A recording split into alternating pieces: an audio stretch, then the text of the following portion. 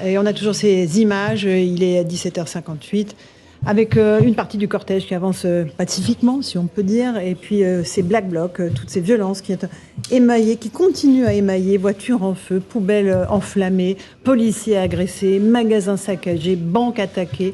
Voilà pour cette 11e journée de mobilisation contre la réforme des retraites. Bonsoir à tous et bonsoir à toutes si vous nous rejoignez en direct sur Europe 1 et sur CNews pour cette édition spéciale consacrée à cette 11e journée de mobilisation contre la réforme des retraites avec un peu moins de monde dans les rues. On aura un bilan de la part du ministère de l'Intérieur dans quelques instants et avec de nombreux heurts, notamment dans le cortège parisien, voitures en feu, poubelles brûlées, policiers attaqués. Ce sont véritablement des scènes de chaos que l'on a pu vivre tout au long de cet après-midi. La brasserie La Rotonde, qui est un lieu prisé par le couple Macron, a été attaqué. Les policiers ont reçu nombre de pavés et de projectiles. On est avec Margot Faudéré d'Europe 1. Bonsoir Margot. Bonsoir. On va faire un petit bilan à l'heure où on se parle de cette 11e journée de manifestation. Oui, on a vraiment le sentiment que la mobilisation perd du terrain, journée de mobilisation après journée de mobilisation. À 15h45, la police relevait 400 000 personnes mobilisées partout en France, sans compter Paris. En région, les cortèges les plus fournis étaient à Nantes. 18 000 personnes ont défilé dans les rues. À Lyon, 13 000 personnes. À Paris, le décompte des forces de l'ordre n'est pas encore tombé. En tout cas, ce qu'on peut noter, et on l'a vu sur les images, ce sont des tensions dans le cortège parisien avec la présence de Black Blocs. Dans la plupart des secteurs aussi, la mobilisation diminue. Prenez par exemple les transports. À la SNCF aujourd'hui, 3 TGV sur 4 circulent et le trafic est quasiment normal dans le métro et le RER. Et puis dans l'énergie, qui est vraiment le secteur au cœur de la mobilisation depuis le début du mouvement, il semblerait qu'il y a un changement de stratégie. L'idée, c'est de tenir dans la durée en se mobilisant fortement les jours de manifestation, comme aujourd'hui, mais en s'économisant le reste du temps. Par exemple, ce matin, dans les dépôts et raffineries de Total Energy, on comptait encore un salarié gréviste sur 3 dans les équipes du matin. En revanche, il n'y a plus que 2 raffineries en France où les expéditions sont bloquées, à Donge et à Gonfreville. Et puis RTE confirme qu'il y a de moins en moins de coupures de courant et de baisse de courant depuis début mars. Merci beaucoup pour ce point complet, Margot Faudéré d'Europe 1. Et j'ajoute que selon les informations d'Europe 1 de Louis de Ragnel, une nouvelle journée de manifestation est convoquée pour le 13 avril. Donc ce sera jeudi prochain. Nouveau grand rendez-vous dans la rue, à la veille évidemment de la décision du Conseil constitutionnel qui doit se prononcer le 14 avril. Sur la constitutionnalité de la loi et aussi sur le référendum d'initiative partagée. Parce que c'est une option évidemment de rendre la parole au peuple sur cette réforme contestée. On verra évidemment ce qui se passera en ce 14 avril. Pour l'heure, il est 18h01, on est en direct sur CNews et sur Europe 1. On vit cette journée de mobilisation, la 11e, moins de monde dans la rue, mais beaucoup de violence, notamment dans le cortège à Paris. On rejoint l'une de nos équipes. Qu'est-ce qui se passe sous vos yeux? Expliquez-nous.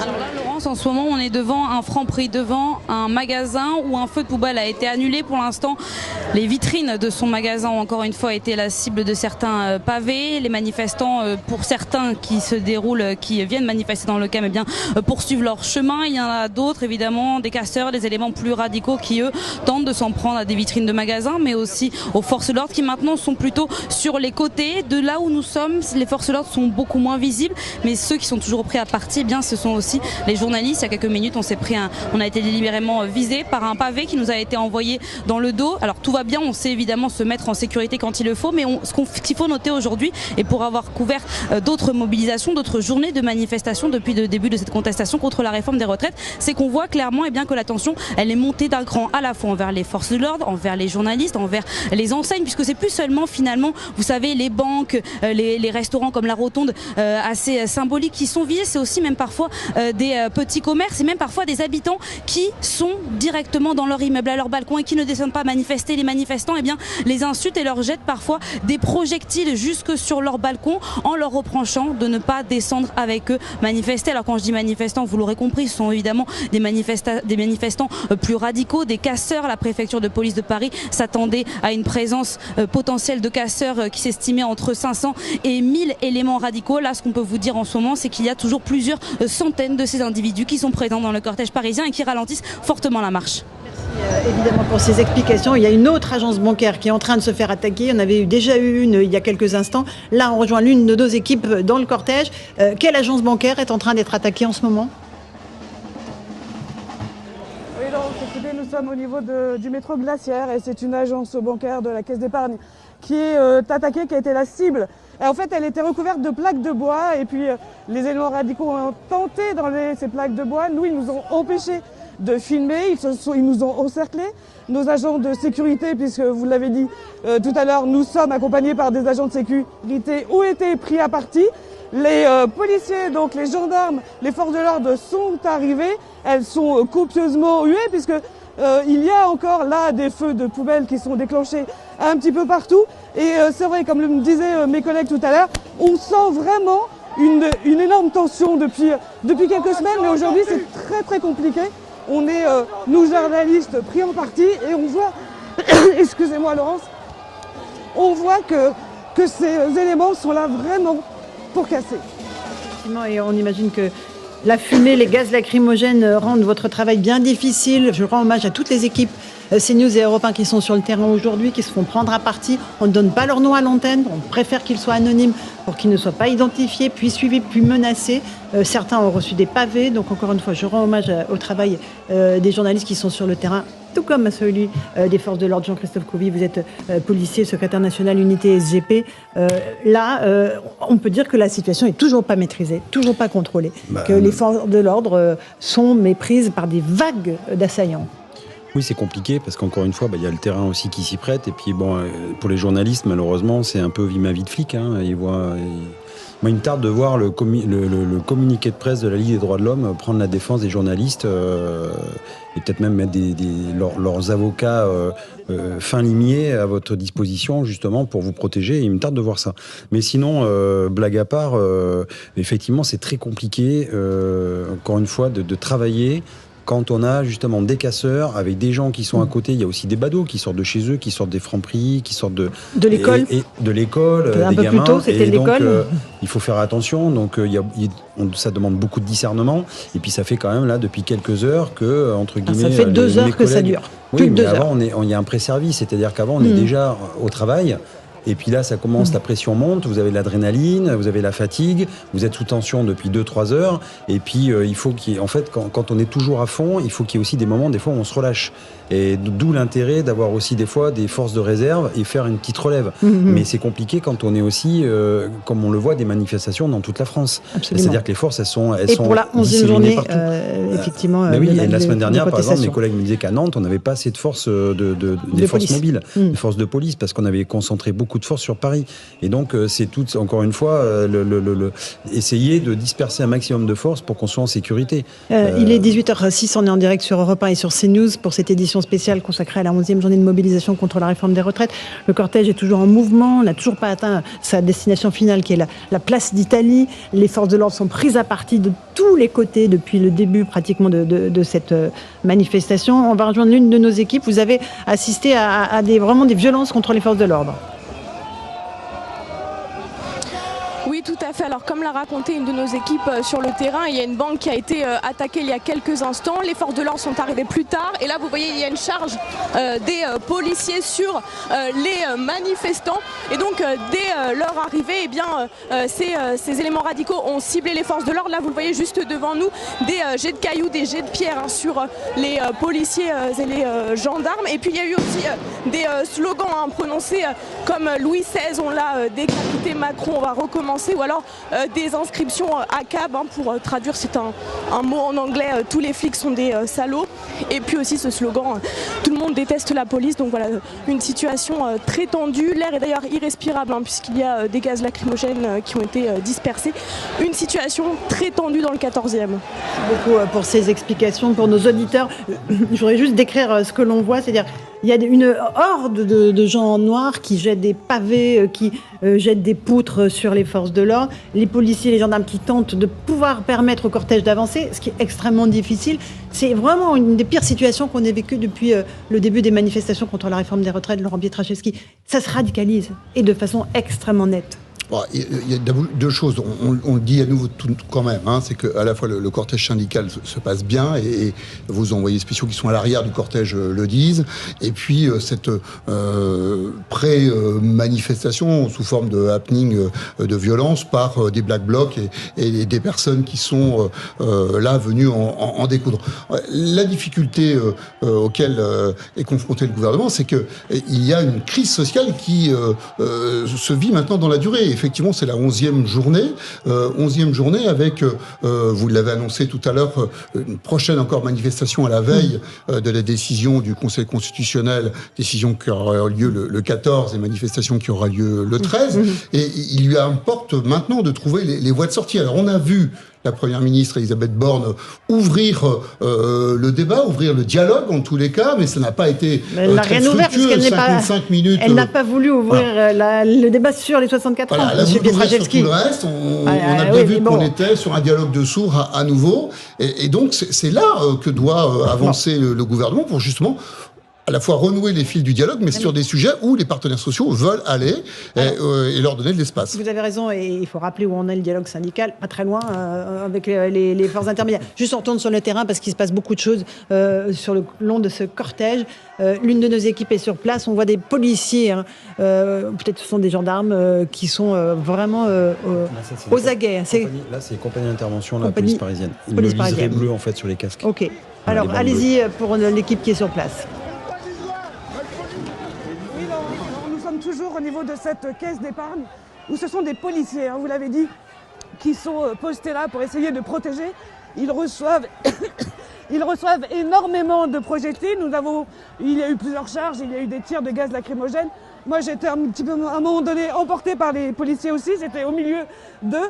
La situation est très compliquée, en fait. Il y a vraiment ces policiers, ces forces de l'ordre qui sont donc cernés de part et d'autre par des manifestants qui ont allumé plusieurs feux de poubelle pour essayer aussi de faire diversion, pour essayer de les emmener sur certains points.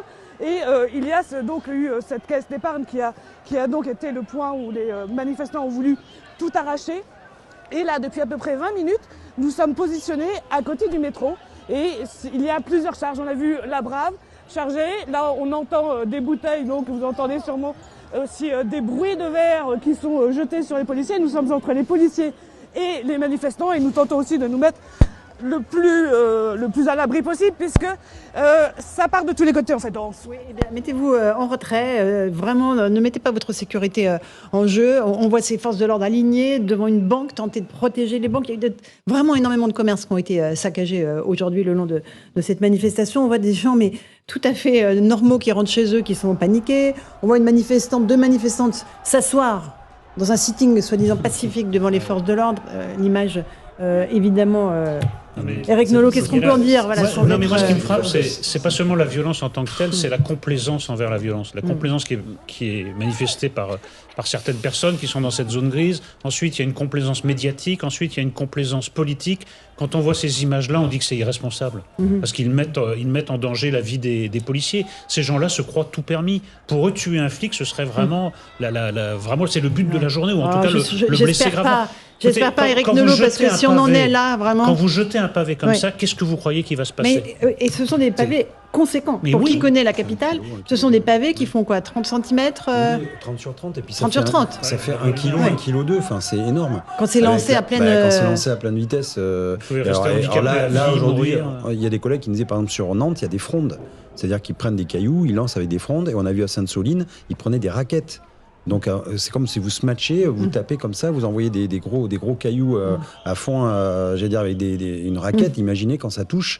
Enfin, Alors, absolument. Voilà. C'est une stratégie de produire des images de violence et de chaos, générer des réactions violentes de la police en réaction à la violence qu'elle subit, et forcer ensuite chacun à choisir son camp. Absolument. Et on voit bien qu'il y a des forces politiques qui exploitent cette situation-là, qui poussent les Français à devoir choisir leur camp, comme si la question se posait en réalité. Évidemment. Wilfried de Villers est pendant la manifestation. Racontez-nous où vous êtes et ce qui se passe. Écoutez, moi je me trouve au niveau de la station Glacière où la police vient d'intervenir, des unités de la Bravem notamment et des CRS pour protéger une banque. Alors il y a eu des fortes tensions, hein. Il y a il y a quelques minutes à peine. Les forces de l'ordre ont utilisé des grenades de désencerclement notamment et des grenades fumigènes pour tenter de disperser les manifestants. Et là, ils sont regroupés pour protéger une banque. Et puis, il faut le dire aussi, le cortège a été bloqué un peu plus tôt place d'Enfer Rochereau après des affrontements toujours entre Black Bloc et forces de l'ordre. Donc on progresse difficilement, lentement vers la place d'Italie, mais le cortège progresse. Et puis, au-delà des violences, on voit que la plupart des manifestants, comme toujours, protestent dans le calme, manifestent dans le calme, malgré quelques accrochages parfois violents. Merci Wilfried de Villers d'Europe 1. Avec évidemment toujours ces tensions. Il est 18h13, on est en direct sur CNews et sur Europe 1. 11e journée de mobilisation contre la réforme des retraites. Énormément d'éléments radicaux en tête de cortège, avec des agressions récurrentes sur les forces de l'ordre, sur les biens, magasins, poubelles brûlées, contre les journalistes, attaque systématique des équipes de journalistes, quels que soient les médias, tous médias confondus. Et avec ces lignes de policiers qui tentent de rétablir l'ordre, on voit les braves intervenir, mais c'est extrêmement difficile en cette journée pour les forces de l'ordre. Jean-Christophe Couy, vous êtes policier. C'est difficile parce qu'en plus on est attendu et on sait que dès qu'il va y avoir un mauvais coup, un coup de trop ou vraiment un éclat médiatique, tout de suite on va être dans le viseur de toute une population politique, j'allais dire, qui n'attendent que ça pour nous montrer du doigt et pour encore une fois surfer sur la violence policière et la victimisation. Alors on voit bien que il y a des provocations, que tout est fait pour nous faire dérailler quelque part. Et il faut garder toujours ce discernement, cette résilience et ce professionnalisme.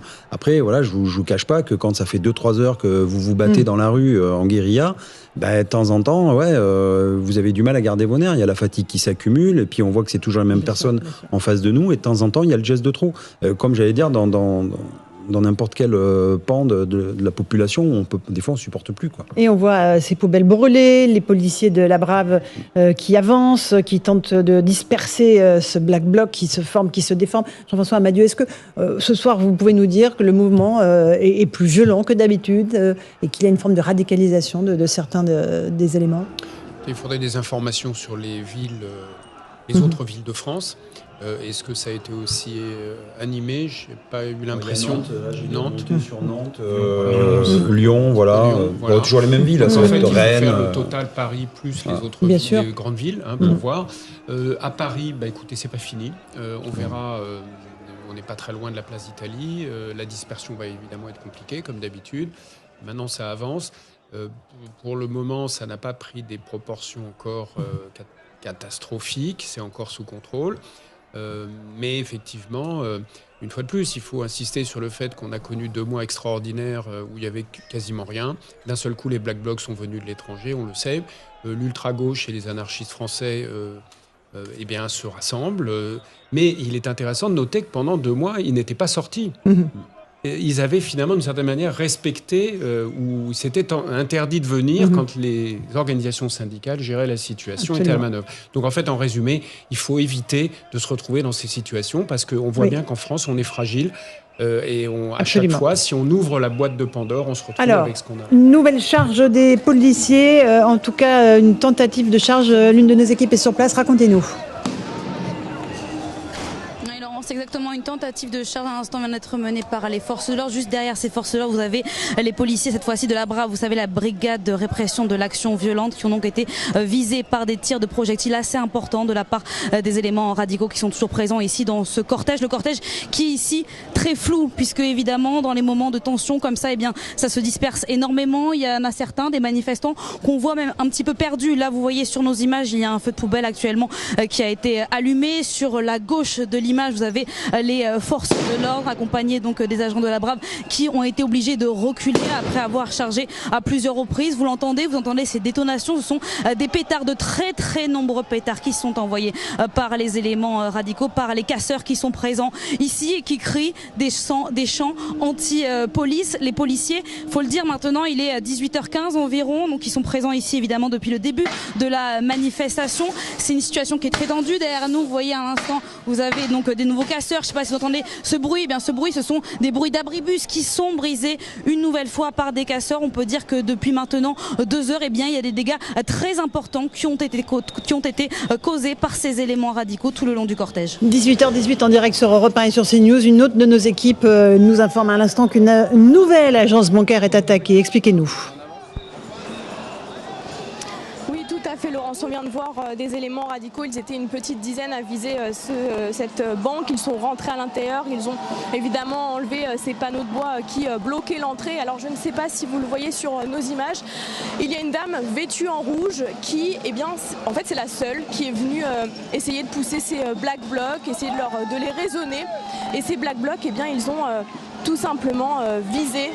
Ils ont bousculé cette dame. Ils lui ont conseillé de partir au plus vite. Donc voilà, une scène très violente, une scène hallucinante. Et là, on a des individus qui ont poussé notre caméra pour qu'on ne filme plus, pour qu'on ne montre plus ces images désolantes.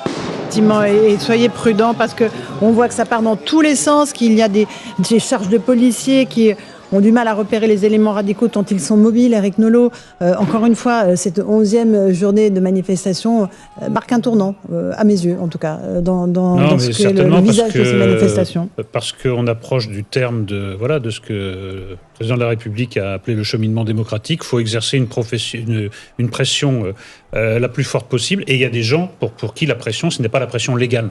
C'est la pression de la violence. Maintenant, c'est entré dans les mœurs. Et d'ailleurs, certaines des organisations dont nous parlons ont théorisé la violence comme programme politique. Ça ne les intéresse pas de parvenir au pouvoir par les urnes. Ils veulent obtenir ce qu'ils veulent par la violence. Voilà. Il faut le prendre en considération. Parce que les policiers vont avoir affaire à des situations de plus en plus difficiles avec des gens qui ne reculeront littéralement devant rien. Laurent Pietraszewski, ancien secrétaire d'État aux retraites.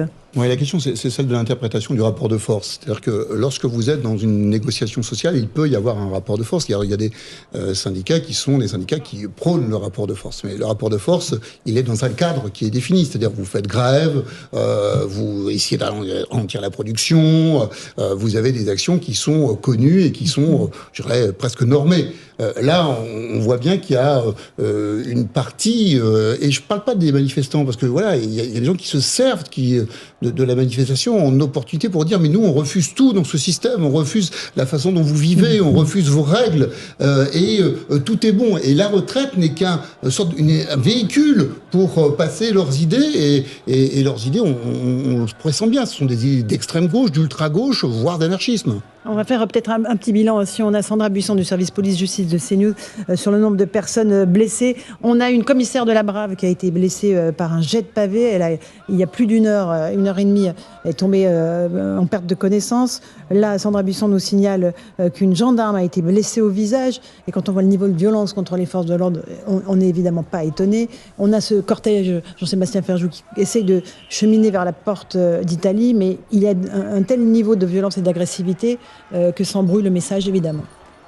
Oui, mais justement, toute la question, c'est le message. Qu'est-ce que les Français vont retenir de ces images-là, de ces mobilisations-là? Parce qu'on voit bien quelle était la stratégie jusqu'à présent. Le gouvernement qui mise un peu justement sur le pourrissement, qui mise sur le fait que ces images-là provoquent un réflexe de l'ordre, partie de l'ordre, justement, et les syndicats qui, à l'inverse, espèrent peut-être que ces images-là, non pas qu'ils les aient désirées, mais qui espèrent que ça pousse le gouvernement à dire, en tout cas, à ce qu'il y ait une pression qui s'exerce sur le gouvernement pour dire, mais arrêtez, vous voyez bien que vous contribuez en maintenant votre réforme à mettre le pays à feu et à sang, que des commerçants le leur demandent, Donc, je ne vous dis pas que ces deux stratégies, il y en a une qui est préférable à l'autre. La question, justement, la balle est en l'air, et qu'est-ce que vont nous montrer les enquêtes d'opinion dans les jours qui viennent, parce que c'est de ça dont il s'agit. Pour l'instant, on est en direct avec les équipes de CNews sur le terrain. Il y a une nouvelle charge de policiers. Expliquez-nous ce qui se passe en ce moment même.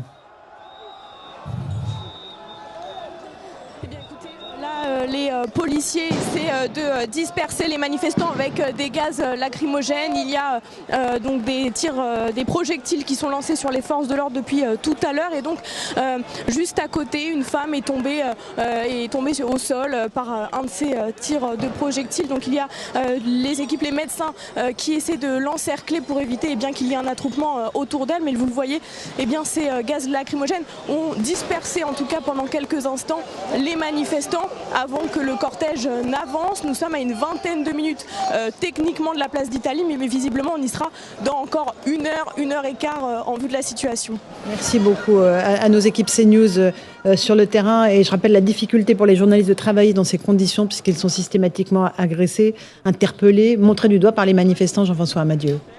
Oui, tout à fait.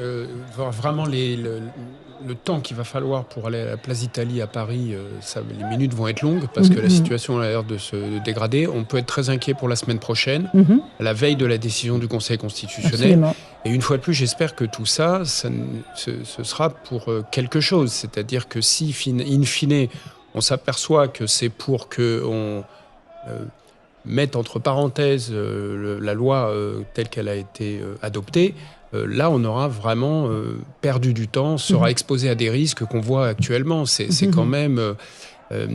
c'est ça qu'il faut une fois de plus éviter. Malheureusement, il faut le rappeler, dans une tradition française, une singularité française qui est que nous avons des anarchistes, une extrême gauche importante. Bien sûr, certains viennent de l'étranger, mais c'est quand même aussi dans une certaine tradition française qu'on connaît bien. Et donc, si nous, on n'arrive pas à avoir des mécanismes de négociation et de dialogue qui ne sont pas dans la tradition française, si on n'arrive pas à les mener, on s'expose toujours à ce genre de problème. Il faut éviter d'être dans ces situations. On le répète à chaque fois, mais c'est un peu malheureusement le constat qu'on fait à chaque fois en France. Bien sûr, 18h24. Quant aux sondages d'opinion. Oui, les sondages d'opinion, pour l'instant, là on a les images évidemment et toute cette tension et dégradation dans le cortège à Paris qui nous laisse présager que la fin de la manifestation va être très compliquée.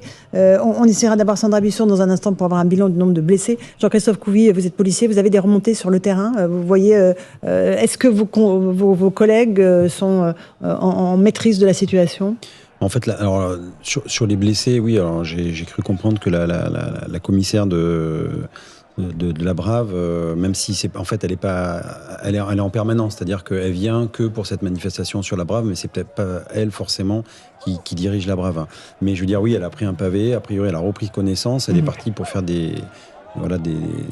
à l'hôpital pour voir comment ça allait, mais j'espère que je lui souhaite un prompt rétablissement. Pareil, j'ai des collègues qui sont blessés, un gendarme a priori sérieusement aussi aux yeux et au visage. Donc ça va laisser des traces, et ça laisse des traces, j'allais dire, aussi dans la société.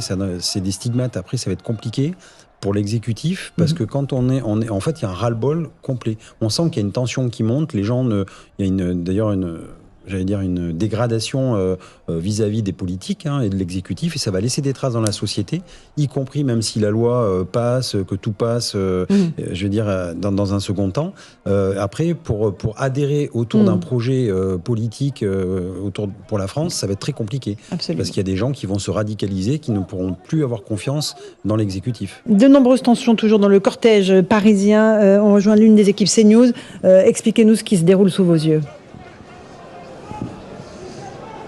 Alors Laurence, là on est toujours boulevard Auguste Blanqui. Ce que vous voyez à l'image, au fond de l'image, ce sont les forces de l'ordre qui reculent pour prendre position sur un autre endroit. Étant donné que là, le Black Bloc qui s'est constitué est en train d'avancer plus rapidement. Ce qu'on va vous montrer aussi juste derrière nous, c'est le cortège. Vous allez voir cette masse assez impressionnante, cette foule, ce cortège assez fourni qui est en train d'avancer, qui tente de se diriger dans le calme vers la place d'Italie. Il faut vraiment comprendre qu'il y a deux salles, deux ambiances ici. Vous avez tout au fond la principale partie du cortège qui se déroule dans le calme, une manifestation plutôt bon enfant, et puis évidemment ici dans le pré-cortège des tensions très importantes. Et puis ce qu'on a aussi noté aujourd'hui, nous qui avons passé la journée dans ce pré-cortège, c'est que le profil des personnes qui avaient autour de nous, ce sont des personnes, des manifestants très jeunes, extrêmement jeunes, et même les personnes qu'on a vues qui se sont transformées en éléments radicaux, qui ont été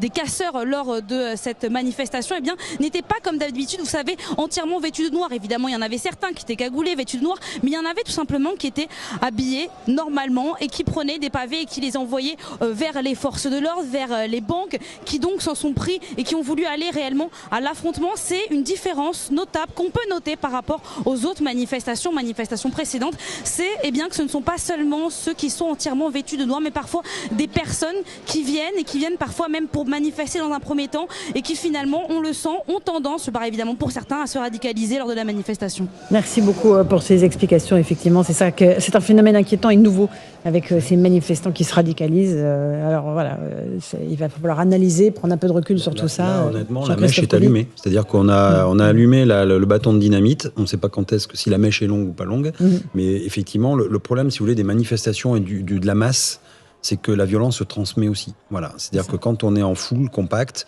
eh bien, il y a une espèce de, je sais pas comment on explique, ça se voit dans les matchs de foot, ça se voit un peu partout, comme un caractère commun où les gens se fédèrent entre eux et donc la violence se transmet, j'allais dire. Et donc il y a des gens qui n'auraient jamais peut-être pensé à jeter un pavé, qui vont le faire dans l'action parce que c'est du mimétisme, ils voient les autres le faire, ils disent après tout ils ont peut-être raison et moi aussi j'ai ma part là-dedans et c'est la contagion de la violence et il faut faire très attention à ça parce que justement toutes les manifs qui vont arriver seront peut-être de plus en plus violentes. Et il y a énormément de personnes que l'on voit masquées avec des lunettes de piscine ou de chantier. Alors tout ça, c'est d'un équipement qui n'est pas celui du manifestant lambda, on est bien d'accord. Ah ben non, ça, évidemment, les cagoules, les lunettes de piscine, et voir les casques. J'étais à la manifestation tout à l'heure, je suis arrivé tranquillement en tenue bourgeoise, entre guillemets, jean basket, et j'ai vu plein de mes semblables, des gens tout à fait normaux, qui venaient juste pour manifester dans la tranquillité, discuter, se revoir, faire porter le message. C'est un moment aussi de recueil, on fait porter un message à l'exécutif, on dit on est là, on est soudés, et puis écoutez-nous. Alors, il est pratiquement 18h30, on est en direct sur Europe 1 et sur CNews pour vivre cette 11e journée de mobilisation. Sandra Buisson est avec nous du service police-justice de CNews. Est-ce que vous avez un bilan concernant les blessés, Sandra ? Sandra Buisson qu'on retrouvera dans un instant. Éric Nolot, on voit évidemment que ça y est, les premiers manifestants commencent à arriver place d'Italie, qui était la destination finale de cette manifestation. Quel bilan on peut tirer là, à l'heure où on se parle ? Que la petite musique de la violence nécessaire est entrée dans certaines têtes. Voilà ce que je vois de nouveau. C'est que ça a été dit par notre journaliste. Il y a des gens qui ne se comportaient pas de cette façon, qui maintenant se comportent de cette façon. Ça n'est pas de manière spontanée. Ça n'est parce qu'ils entendent certains messages. On sait très bien qui véhiculent ces messages, qui relayent ces messages. Et ça peut donner des drames. Ceux qui véhiculent ces messages sont des irresponsables. Et ceux qui le disent ont des résultats sur le terrain et on verra ce soir jusqu'où ce sera dramatique. Mais il faut arrêter avec cette musique de dire c'est la foule qui décide et pas l'Assemblée, c'est la violence qui aura le dernier mot et pas le débat. Il faut cesser avec ce discours. Il faut cesser de dire que d'une certaine façon il est légitime de s'en prendre aux médias parce qu'on ne veut pas répondre à leurs questions. Quand vous ne voulez pas répondre aux questions d'un média, qu'est-ce que ça veut dire ? C'est-à-dire ces gens-là sont pas légitimes. Au fond, la prochaine étape, c'est de s'en prendre à eux. C'est le début d'un engrenage. Voilà, c'est ça le message que vous envoyez. Donc c'est dramatique. Certains syndicats le font.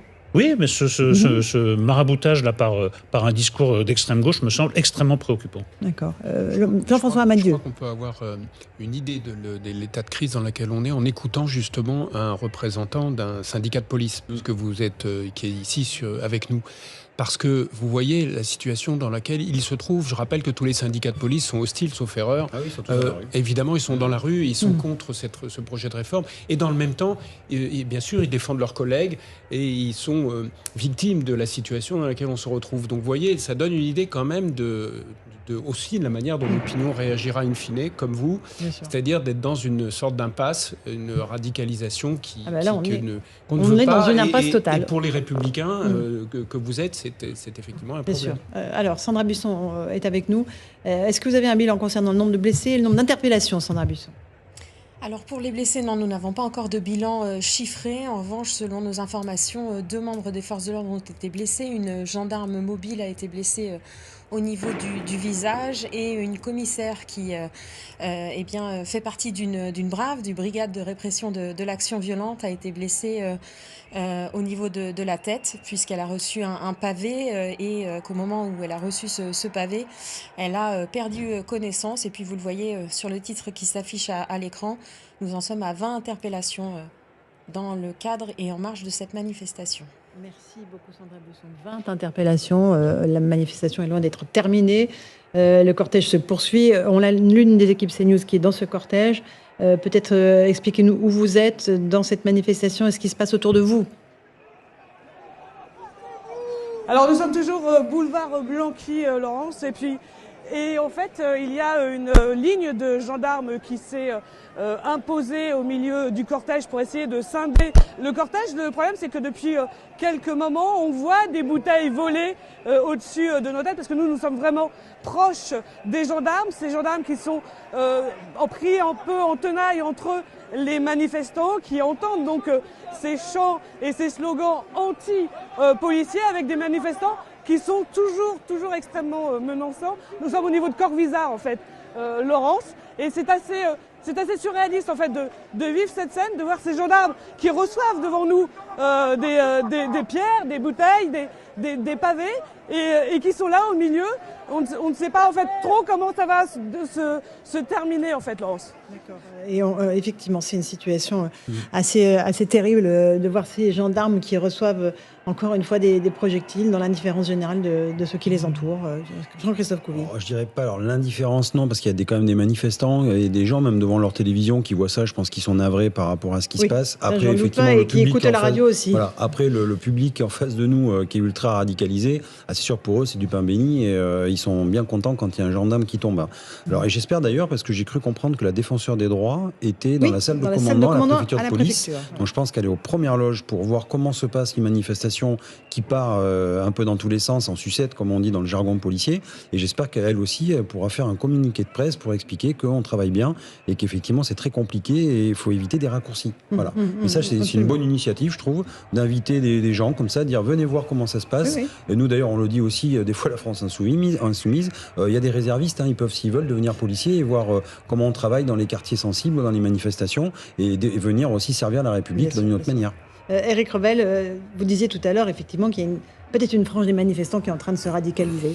Est-ce que vous confirmez cette impression ? Enfin, je confirme rien parce que je regarde les images comme vous, mais c'est le sentiment que j'avais depuis le début. Et Jean-Christophe Couvi disait tout à l'heure que quand il y a une espèce d'effet de groupe quand on assiste à des violences ou à d'autres manifestations. En fait, je pense pas que ce soit juste un réflexe grégaire de gens qui seraient euphorisés par le fait de vivre de la violence en direct.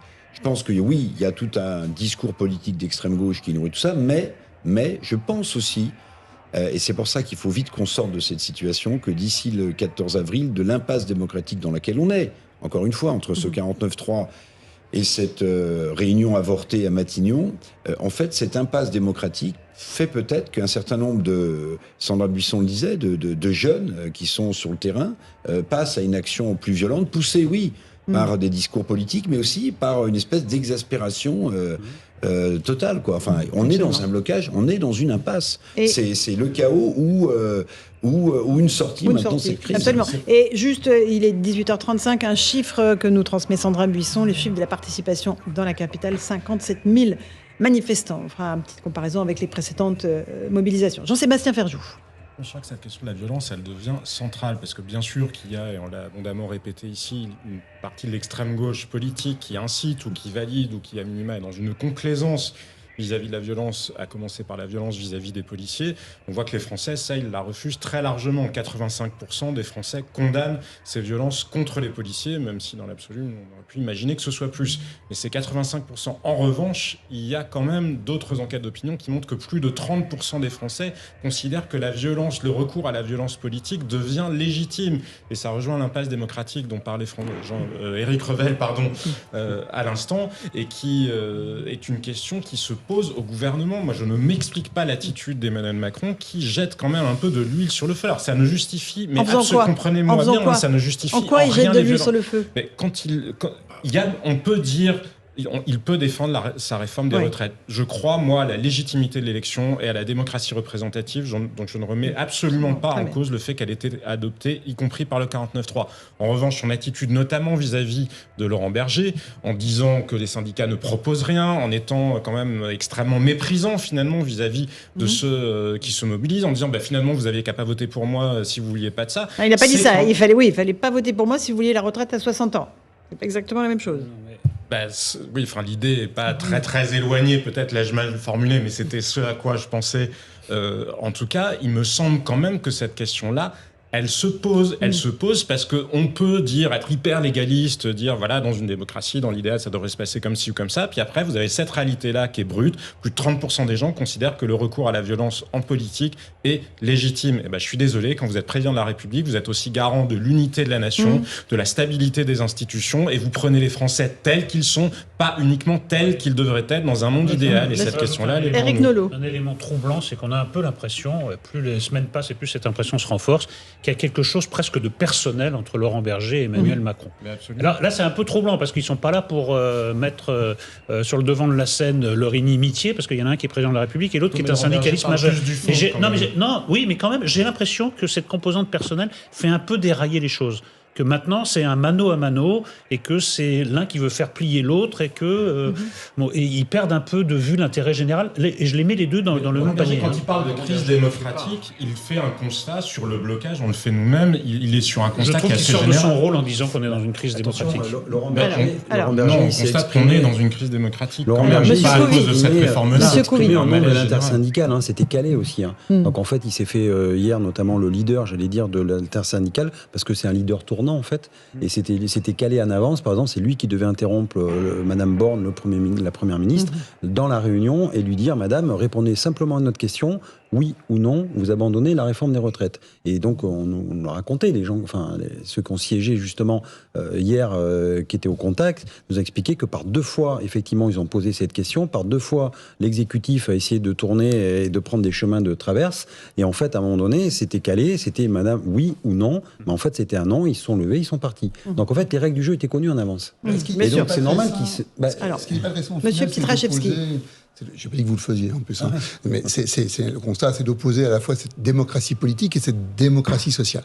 Elles ne sont pas par nature antagonistes, mais c'est vrai que la responsabilité du gouvernement, la responsabilité de ceux qui sont élus, c'est de les faire coexister et de les faire avancer dans le même sens. Donc on peut entendre là les propos qui ont été tenus précédemment. Moi, je pense que la fin de non-recevoir qui a été donnée par la Première ministre à l'intersyndicale évidemment ne pouvait que amener un certain nombre de personnes à vouloir continuer à manifester et amener les réactions qu'on a entendues. Les inimitiés personnelles, moi je pense très franchement qu'elles soient du côté des syndicats réformistes de la CFDT, Éric Nolot, ou du président de la République, moi je pense très franchement, pour avoir eu l'occasion de croiser l'un et l'autre, qu'ils peuvent dépasser tout cela et que franchement c'est pas forcément le sujet. Mais par contre, je pense que là où il y a match, c'est entre ces deux légitimités, celle que le président de la République affirme en disant moi je suis sorti des urnes de cette élection présidentielle, et celle que avec affiche 28% des voix au premier tour. Absolument, donc le premier du premier tour, et cette légitimité qu'affiche Laurent Berger et l'intersyndicale de dire mais nous sommes tous réunis, et c'était extrêmement rare depuis aussi longtemps de voir réunis toute cette intersyndicale. Et ces deux légitimités s'opposent, et il ne peut pas y avoir Laurence Ferrari de vainqueur par chaos. Parce que le dialogue social, ça ne marche pas comme ça. Et on a cette image, je la décris pour nos auditeurs, d'un policier ou d'un gendarme blessé qui était escorté par ses collègues pour être exfiltrés du cortège. De nombreux policiers et gendarmes qui sont blessés. Ça y est, le cortège est arrivé place d'Italie. Il est 18h40, donc il est parti en début d'après-midi des Invalides, donc dans le cœur de Paris. Là, l'évacuation de la foule va être très compliquée, Jean-Christophe Couvé. C'est compliqué parce qu'en fait, alors déjà, c'est l'arrivée, c'est-à-dire qu'il y a les premiers qui arrivent qui doivent normalement se disperser et laisser la place à tous les autres qui arrivent. Et en même temps, on rejoint toute cette cohorte de manifestants qui n'appartiennent à aucune confédération syndicale et qui étaient là en amont, où d'ailleurs des Black Blocs se sont mélangés. Entre-temps, ils se changent pour pas qu'on les reconnaisse. Et puis après, vous allez voir, ça va stagner. Et puis petit à petit, ils vont se rechanger en Black Bloc caillassés. Et puis ils vont partir, ils vont se rechanger en manifestants. Enfin, ça là-dessus, c'est des transformistes. Ils sont très très forts. Et ils vont pouvoir travailler dans les cabarets plus tard. Il y a malheureusement beaucoup d'engins de barricades sur cette place d'Italie qui peuvent servir d'armes par destination. Et aussi des barricades. Alors à chaque fois, ce qu'on dit, nous les pré-services, c'est-à-dire qu'on identifie normalement les chantiers, tous les endroits, les points noirs, j'allais dire, dans un cortège.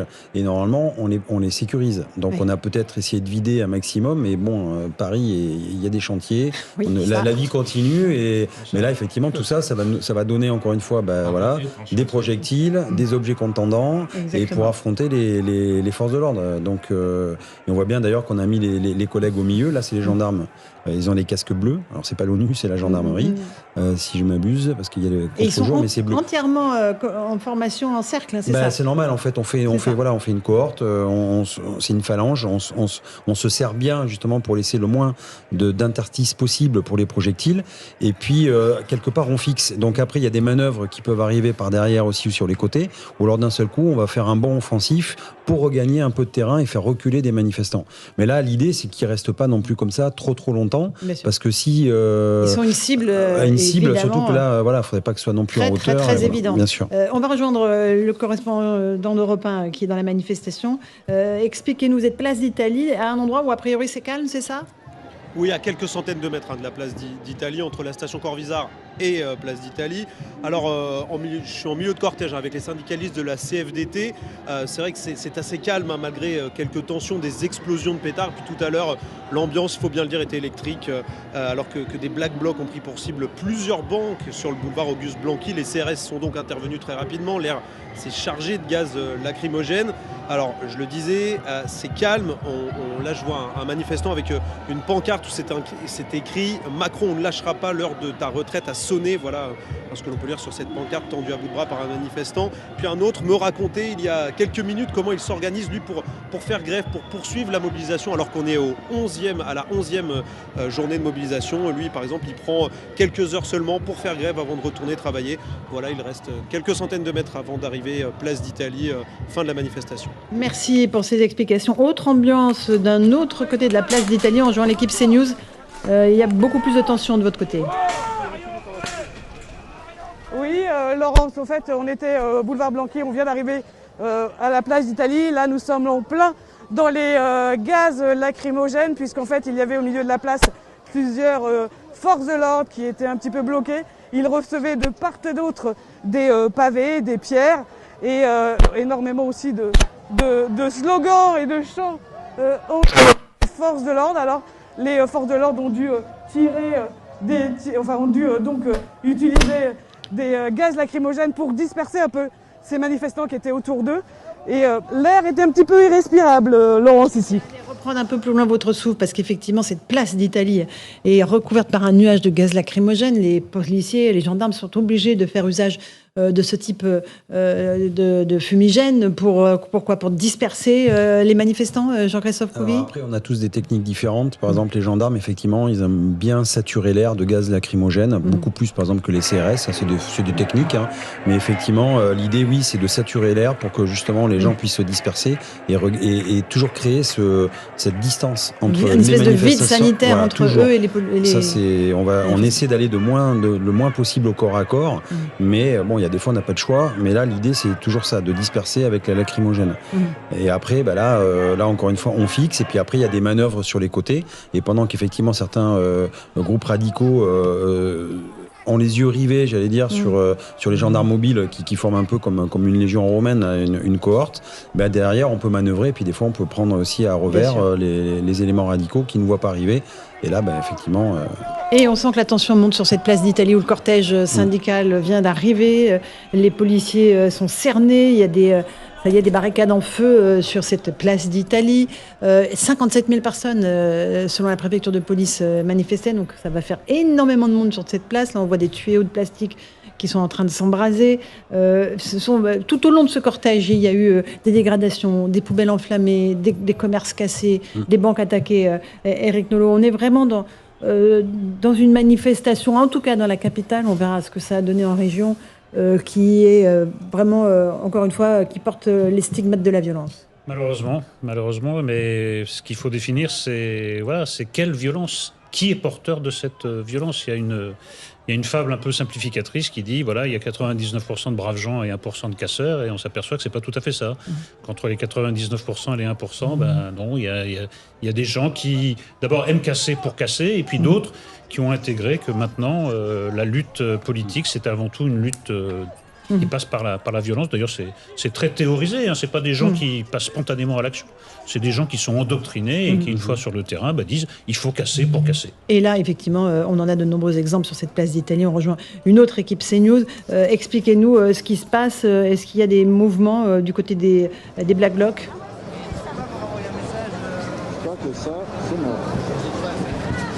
Alors, je ne sais pas si notre envoyé spécial CNews nous entend, on le rejoindra dans quelques instants. Allez-y, si vous m'entendez, expliquez-nous ce que vous voyez. Oui, alors ce qui s'est passé il y a quelques instants, ça s'est passé du côté du parvis d'Italie 2. Italie 2 qui est un grand centre commercial qui est situé ici place d'Italie. Il y a eu un mouvement de foule. Visiblement des manifestants ont tenté d'entrer dans le centre commercial, un centre commercial qui est pourtant barricadé, mais les forces de l'ordre qui étaient présentes et qui le sont toujours, hein, pour éviter bien sûr que des manifestants ne pénètrent dans le centre commercial, ont pris position pour éviter donc que ces manifestants n'accèdent au centre commercial. Ici, l'air commence à devenir à nouveau irrespirable puisque juste derrière nous, il y a eu des affrontements il y a quelques instants, des affrontements entre des manifestants et des forces de l'ordre. Il y a eu pas mal de jets de projectiles, des gaz lacrymogènes ont également été lancés par la police, ce qui a provoqué la dispersion rapide des manifestants. Et donc pour le moment, la situation est redevenue calme, mais on sent tout de même quand même une certaine tension ici, place d'Italie. On se dit qu'à tout moment, à n'importe quel endroit, à n'importe quelle artère de cette place d'Italie, des affrontements peuvent se réitérer.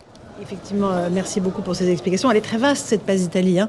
On parle de quoi? Combien de centaines de mètres pour cette place? Je sais pas, je crois que ça doit faire 200 mètres à peu près, 150-200 mètres de rayon. Mais c'est noir de monde, hein. Ah bah forcément, il y a des milliers de personnes. Alors 57 000 selon la police, bon, ils sont pas tous arrivés encore. Je critique pas mes collègues, mais on sait très bien que les chiffres... Oui, non, mais en fait, c'est marrant d'ailleurs, c'est quand il y a des manifestations comme ça, d'habitude, il y a des manifestations, et sur les ondes, en fait, les fréquences de police, on donne des chiffrages. Oui. Et là, on a instruction de ne pas donner, et tous les services de renseignement le font via des téléphones, et puis après, il y a un mixage à la préfecture qui varie en fonction de la tempête politique. Donc là, l'idée, en fait, si vous voulez, ce qui est compliqué, encore une fois, c'est, moi j'entends les gens des fois qui nous disent oui, moi je peux plus aller manifester, j'ai peur parce que je me suis fait gazer, parce qu'il y a la police qui est violente, etc. Mais en fait, c'est pas la bonne rhétorique. Faut pas s'en prendre aux policiers, parce que les policiers ils font que de se défendre. Alors. Effectivement. Et là, il y a une nouvelle charge de policiers. On rejoint l'une des équipes CNews. Expliquez-nous ce qui se passe. À l'instant, sur le parvis d'Italie 2, ça se compliquait, et à nouveau juste derrière nous, vous le voyez à l'image, un cordon de CRS a de nouveau pris place au centre de cette place d'Italie. On a vu bien évidemment des affrontements, des jets de projectiles à nouveau de manifestants, et à nouveau des gaz lacrymogènes. Et ce qu'on aperçoit également à l'image, c'est des gaz lacrymogènes et des feux aussi qui sont un peu dispersés sur cette place d'Italie, des pétards aussi qui éclatent à l'instant. On sent qu'effectivement il y a des points de tension qui ne sont pas forcément tous au même endroit. On retrouve ce jeu du chat et de la souris auquel jouent régulièrement les manifestants, ou en tout cas les membres d'ultra-gauche qui provoquent la police et les forces de l'ordre. Donc on voit à nouveau effectivement que ce jeu de chat du chat et de la souris reprend, et pour le moment effectivement les forces de l'ordre arrivent tout de même à prendre position et à cesser bien évidemment ces jets de projectiles. Ok, merci beaucoup pour ces explications. On a une autre de nos équipes CNews qui nous dit qu'il y a un certain nombre de policiers qui sont très isolés au milieu de la place. C'est bien cela ? Oui, Laurence. En fait, ces policiers sont au milieu de la place parce qu'en fait, ils sécurisent un chantier où il y a de nombreux pavés. C'est pour ça qu'ils sont à l'intérieur de ce chantier. Ça forme une sorte de rond. Alors, on a vu des manifestants, donc évidemment, ils essuient des jets de projectiles, mais on a vu aussi des manifestants tenter de mettre le feu à des barricades. Alors là, les policiers, les forces de l'ordre viennent de répliquer par des tirs de gaz lacrymogène, puisque, vous l'avez dit, l'objectif est donc de disperser ces manifestants, puisqu'ils se regroupent de chaque côté de la place pour essayer de les attaquer. Il y a différents feux de poubelle. Alors on voit en fait ces forces de l'ordre qui essayent de disperser les manifestants tout autour de la place. Alors certains allument des feux de poubelle, d'autres après reviennent à la charge sur ces policiers qui sont coincés au milieu de la place avec ces projectiles. Il y a un policier qui est blessé, un gendarme qui est blessé devant nous et qui est porté par par ses collègues. Là, nous sommes encore dans un nuage de gaz lacrymogène. Nous sommes au milieu de la place, Laurence, et ces policiers qui essayent vraiment de résister à tous ces assauts. Merci beaucoup. La situation est vraiment extrêmement tendue sur cette place d'Italie où le nombre de manifestants ne cesse de croître. Le cortège est en train d'arriver. Les Black Blocs les ont précédés. Ils étaient présents sur la place en tout premier. Alors ce qui est terrible, c'est qu'ils se fondent dans la foule. Vous le disiez, ils enlèvent une écharpe, ils enlèvent une cagoule, ils changent de couleur leur pull et ils sont insaisissables en réalité. Mais ils arrivent quand même à s'organiser pour attaquer les forces de l'ordre. Ouais, ils mettent, par exemple, on a vu des Black Blocs qui mettaient des surchaussures en fait. C'est-à-dire qu'après, quand on a des vidéos et qu'on dit voilà, c'était telle personne, bah non, regardez, les chaussures sont pas conformes. Parce qu'on a des avocats qui sont aussi spécialisés là-dedans. Voilà, c'est des professionnels. Donc, et c'est très compliqué donc j'allais dire, de caractériser des fois des infractions en maintien de l'ordre parce que effectivement, il faut emmener des preuves. Et alors, on remet toujours en question entre en guillemets la parole des policiers contre la parole des manifestants, qui d'ailleurs ne pipent mot. C'est-à-dire que quand ils sont, il faut le voir aussi, quand ils passent devant le juge, ils ne parlent pas. Ils sont vraiment conditionnés pour se taire et c'est l'avocat qui parle de tout, enfin qui parle à leur place. Alors c'est leur droit, mais ça démontre aussi que quelque part ils sont dans une certaine idéologie et qui sont préparés à être interpellés. Nous sommes dans une impasse, Jean-François Amadieu, une impasse qui a été notée hier à Matignon lors de la réunion avec Elisabeth Borne. Ça n'a rien donné. Une impasse dans la rue puisque les manifestants pacifiques se font parasiter leur mouvement par des éléments violents. L'impasse est totale. On attend juste le Conseil constitutionnel le 14. Il y aura une nouvelle manif avant le 13. Voilà. La situation est bloquée. On peut être inquiet sur la dernière manifestation juste avant la décision du Conseil, puisqu'apparemment c'est la veille. On pourrait peut-être avoir un ultime espoir, c'est que l'exécutif connaisse les décisions du Conseil par avance et que dès lors on pourrait peut-être s'économiser quelques jours. Mais on peut douter de ce scénario. Donc rien ne se passera avant le 14. On est dans une sorte de salle d'attente, mais avec une inquiétude, bien sûr, pour la radicalisation, surtout la veille de l'édition du 14. Sachant une fois de plus que la décision du Conseil, je pense que tout le monde s'accorde à penser que là, on est dans une situation où... comment dire, le recul pour l'exécutif, c'est la première fois. Enfin, il faut voir qu'il est quasiment inévitable. Bien sûr.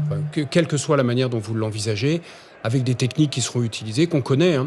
Je rappelle que s'il y a un référendum et qu'il y a obligation de promulgation, ce qui est encore même pas certain, dans cette hypothèse, il y a une technique que je vous signale, c'est que vous n'êtes pas obligé de sortir les décrets d'application. Et en 2006, on a mis 8 ans. Le Conseil d'État avait dit, je me souviens, c'était sur le CV anonyme, il n'y a jamais eu de décret d'application, la loi, ça n'a jamais été appliqué. Donc c'est aussi une autre technique que je signale. Mais donc il y a beaucoup... tout ça pour dire que l'impasse est telle que je ne pense pas que l'exécutif, qui en a déjà fait l'analyse, ait envie de se retrouver avec un processus de référendum. Et à partir du moment où vous considérez que c'est trop risqué, par conséquent, évidemment, il faut faire autrement. Et le référendum est une vraie possibilité, parce que si le Conseil constitutionnel l'accorde, il faut réunir 4 800 000 signatures, et il a fort à parier que ça marchera. Et que les assemblées ne se saisissent pas avant. Mais jamais les assemblées n'oseront le faire dans un... Donc ça va ouvrir une crise majeure, un conflit de normes. Enfin, tout le monde sait que ça va être catastrophique. Donc personne n'a envie de se retrouver... En même temps, un débat démocratique, c'est pas forcément une catastrophe. Mais ce qui est catastrophique... On est d'accord. C'est que, oui, bien sûr. Mais quand il est ouvert, vous ne pourrez pas expliquer aux Français... Et vous ne pourrez pas expliquer que vous torpillez le fameux référendum qui, pour la première fois, pourrait exister sur le sujet. C'est absolument impossible. Et donc, vous imaginez, avec toutes les organisations syndicales se mettant à le faire. Donc, c'est une impasse, mais... Voilà. On est dans une impasse et on a vécu cette 11e journée de mobilisation en direct sur Europe 1 et sur CNews. On remercie nos auditeurs d'Europe 1 qui vont retrouver l'info dans un instant avec Europe 1 Soir. Et nous, on continue sur CNews avec ces images en direct sur la place d'Italie. Les forces de l'ordre qui ont énormément de mal à canaliser la violence des éléments radicaux qui se sont dispersés au milieu de la foule des manifestants. Je ne sais pas si on a une de nos équipes CNews qui est encore sur place, des équipes de journalistes dont je dois dire qu'elles ont eu un travail rendu très compliqué par les Black Blocs. Ils ont été vraiment pris à partie. Une de nos équipes est tout près d'un chantier qui est au cœur de cette place d'Italie et malheureusement, il y a des dizaines de pavés que l'on peut discerner sur vos images. C'est bien cela ?